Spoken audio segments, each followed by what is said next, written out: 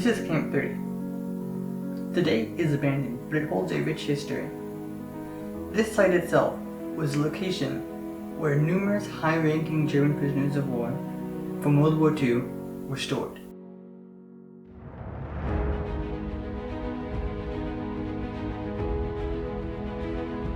Bowmanville is a small and quiet town located 100 kilometers east of Toronto, the nearest major city. Bowmanville itself is no different from any other city in the Golden Horseshoe. However, 100 years ago, a reform school was built in Bowmanville called the Bowmanville Boys Training School. It was a peaceful school and a peaceful town. However, everything changed in 1941 when World War II escalated. The Bowmanville Boys Training School had a progressive curriculum for its time. It mostly focused on reforming delinquent youth who were considered unadjusted but not inherently delinquent. So this was a very, very different school from its outset in terms of the philosophy of dealing with young fellows who needed a little bit more direction in their life. There was a tremendous change in dealing with delinquent youth, inspired by a young man who felt that a home environment would help young people assimilate into community much more effectively. And so the school was built with that philosophy in mind. So unlike other schools, it had beautiful classrooms, it had resources like industrial arts rooms and gymnasiums, a pool indoors, things that provided for sort of a holistic good life for the boys that were attending there. Other schools were literally schools. Other agencies that dealt with delinquent youth were more like a penal system.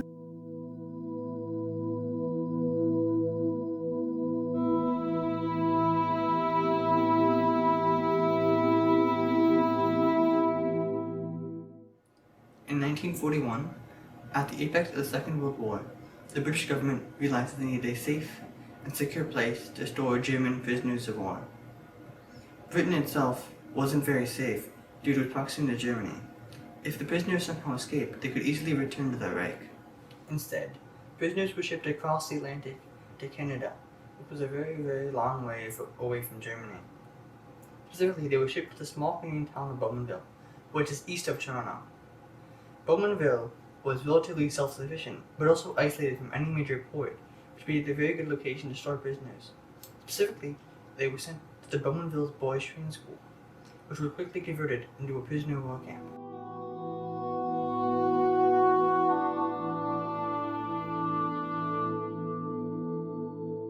What made it the ideal place for a prisoner of war camp? First of all, it was very easily transitioned and very quickly transitioned once the decision to bring POWs from Europe to North America. This particular site provided for housing for 300 people, and at its height, the POW camp housed 800 prisoners. So with the addition of some barracks and things, it very quickly became a usable site. The prisoners who came here were fortunate because it was heated and useful year-round. Many of the camps that they were put in up north, farther in Canada, were lumber camps and logging camps and mines, not suitable for winter housing. So Bowmanville was adapted very quickly within a couple of weeks. Guard towers and a fence were built around it for the Canadian Veterans Guard to watch over the camp.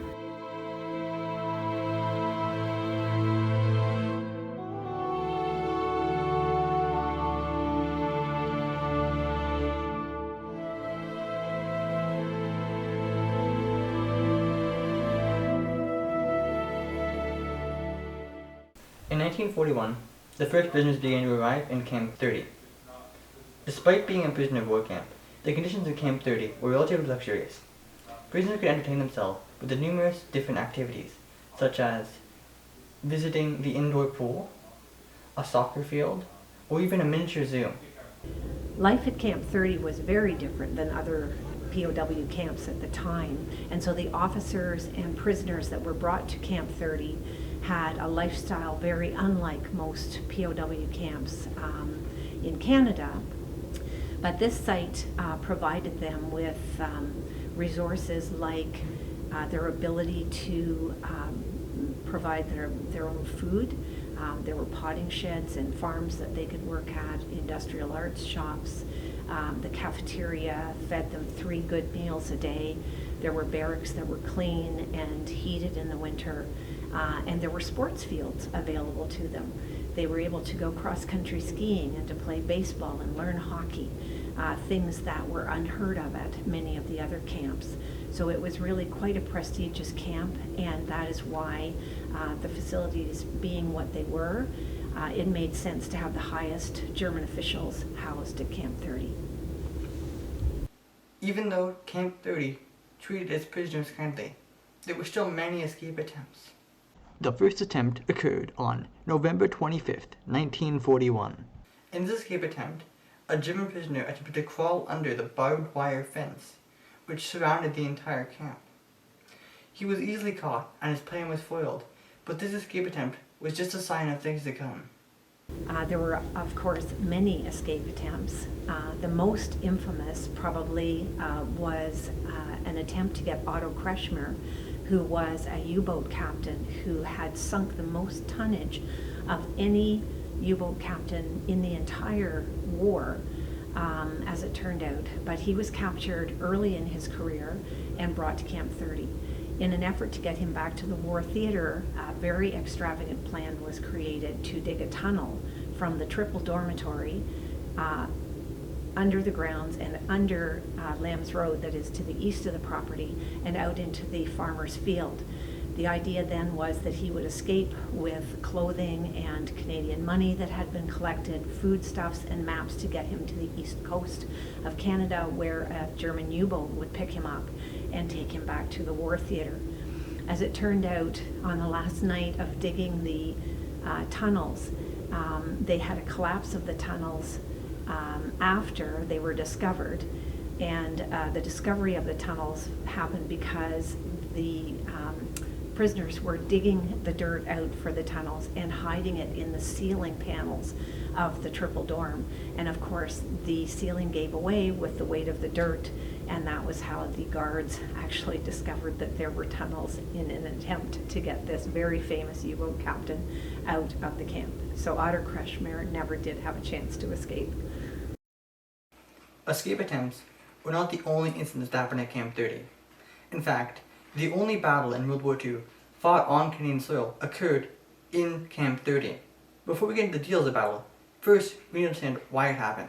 What happened to lead up to this battle was that after the Dieppe raids, German prisoners were found dead and shackled, in other words, handcuffed. Of course, German officials were not happy with this and ordered the shackling of Canadian prisoners of war in Europe.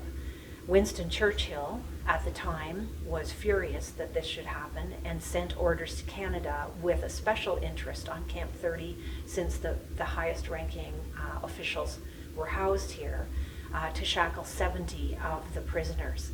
The prisoners had a meeting, decided that they would not be cooperative, and so barricaded themselves into dormitories, the cafeteria, the library, and so forth. The battle that raged for 3 days was an interesting and very unique battle because the prisoners had no guns or weapons. The guards, the veterans guards in Canada, decided to make it a reasonably fair fight, and so they used the same pieces of equipment, which was basically anything at hand: hockey sticks, baseball bats, water hoses, jars of jam, bricks that they found, fists, all that sort of thing. The battle raged on with several different skirmishes, and finally on the last day, some younger recruits from Trenton were brought in and rappelled through the upper windows of the cafeteria where the last holdout group was, and were able to overtake that particular situation, and that was the end of the Battle of Bowmanville. But it all was because of the shackling of dead prisoners found in Europe, and it was a reprisal for that. Although the Battle of Bowmanville was a Canadian victory, it still marked the end of shackling. The policy continued to exist on paper, but the guards tacitly allowed the prisoners to undo their handcuffs. They did this by accidentally dropping the keys during roll call, allowing the prisoners to pick them up and undo their handcuffs. After the Battle of Bowenville ended, the camp slowly began to return to normal. There were still occasional escape attempts, but the camp was relatively peaceful now. The camp would stay this way until the end of World War II, when it was closed. In the following decades, it was repeatedly sold and converted. First, it served as a Catholic school, then as an Islamic school, until finally it was abandoned. But not everybody wants to keep the site abandoned. One group who was working to restore the site are the Jurylands Foundation. The Jurylands Foundation came out of a task force that was created after some public meetings once the site was abandoned in 2008. So the Jurylands Foundation was formed. It's a not-for-profit organization. We're currently working on achieving our charitable status for donations, which is quite a process, but we're hopeful. Our basic objectives are to save these beautiful buildings. The Jurylands hopes to be more involved with the preservation and reuse and repurposing of the buildings. At this point, the Jurylands Foundation has really put most of our efforts in making sure that there is recognition of the importance of this site nationally and provincially. After all, the provincial government and their architects actually designed and built the site. So it has a lot of significance, not just locally in our own community, but also for the province, for the country, and for the international story related to the POW years. The Jurylands Foundation has worked very hard since 2014 to advocate for saving the property, and really most of our role to this point has been to continue to try and educate as many people as possible about the importance of this site and its uniqueness in Canada and how valuable it was in part of the war effort.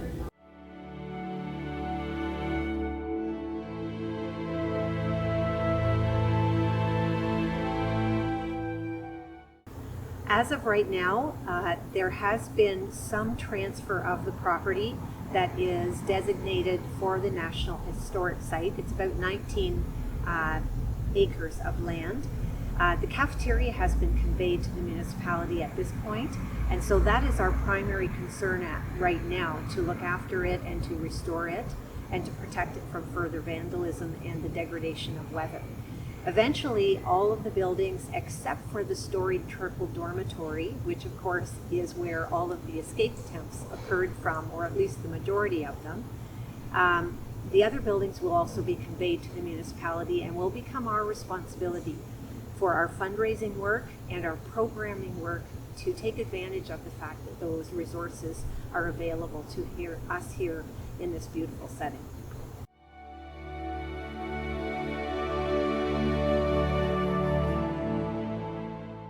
And thus ends the story of Camp 30 for now. But history is still being written.